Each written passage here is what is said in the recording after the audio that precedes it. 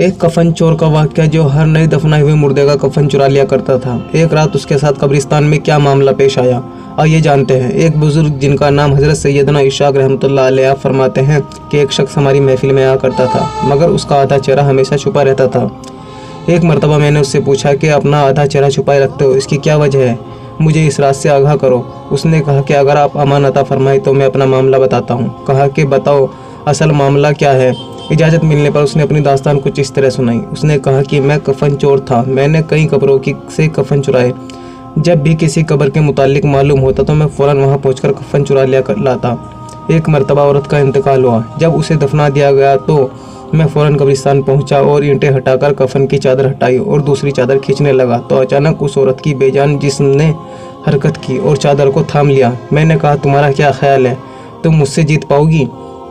ऐसा नहीं हो सकता। यह कहकर मैं घुटनों के बल बैठ गया और पूरी ताकत से कफन खींचने लगा। उसी वक्त उस औरत ने मुझे एक ज़ोरदार थप्पड़ मारा, जिसके दर्द की शिद्दत से बेकरार हो गया और मेरे चेहरे पर बहुत ज़्यादा जलन होने लगी। यह कहकर उस चोर ने अपने चेहरे से कपड़ा हटाया तो उसके गाल पर उंगलियों के निशान छपे हुए थे।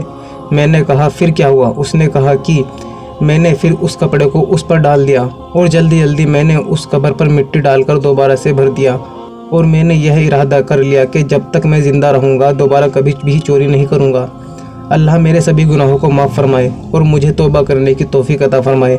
हज़रत सैयदना अबू इशाक रहमतुल्लाह अलैह फरमाते हैं, उस चोर का सारा वाक़या लिखकर हज़रत सैयदना अबू उज़ैर रहमतुल्लाह अलैह की तरफ रवाना किया। उन्होंने जवाब लिखकर भेजा कि उससे पूछो जो मुसलमान किबले की तरफ दफनाए गए थे, क्या सबके चेहरे किबले की तरफ ही थे या किबले की तरफ से फिर गए थे? मैंने कफन चोर से पूछा तो उसने कहा कि जिन लोगों के कफन चुराए उनमें अक्सर के चेहरे किबले से फिर चुके थे। हज़रत सैयदना अबू इशाक रहमतुल्लाह अलैह फरमाते हैं कि मैंने यह बात लिखकर हज़रत अबू उज़ैर रहमतुल्लाह अलैह की तरफ खिदमत में भेजी तो उन्होंने जवाब में यह तहरीर भिजवाई कि जिन लोगों के चेहरे किबला से फिर चुके थे उनका खात्मा सुन्नत पर नहीं हुआ। सबक। प्यारे दोस्तों, अल्लाह हमें अपनी हिफ्ज़ अमान में रखे और हमारा खात्मा हुज़ूर सल्लल्लाहु अलैहि वसल्लम की सुन्नतों पर फरमाए। इस वाक़ये से हमारे लिए इबरत मौजूद है कि कितना तावीज़नाक मामला है कि जो लोग सुन्नतों से मुंह मोड़ लेते हैं वह काम शरीयत के मुताबिक नहीं होते और जो दुनिया को दिन पर तरजीह देते हैं उनके साथ कब्र में बेइंतहाई मामला होता है। दोस्तों, कब्र और आखिरत में लम्हा भर का भी अज़ाब भी बर्दाश्त से बाहर होता है। हमारे नाजुक जिस्म जन्नत की भड़कती हुई आग का मुकाबला नहीं कर सकते। अगर इसी तरह गफलत भरी ज़िंदगी गुजारते रहे और इसी हालत में मौत आ गई तो वह ज़िल्लत और रुसवाई और दर्दनाक अज़ाब का सामना करना पड़ेगा। मेरे दोस्तों, जल्द से जल्द अपने गुनाहों की तौबा कर लीजिए और रो रो कर अल्लाह ताला से माफ़ी मांग लीजिए। अल्लाह ताला हम सब के गुनाहों को माफ़ फरमाए। आमीन।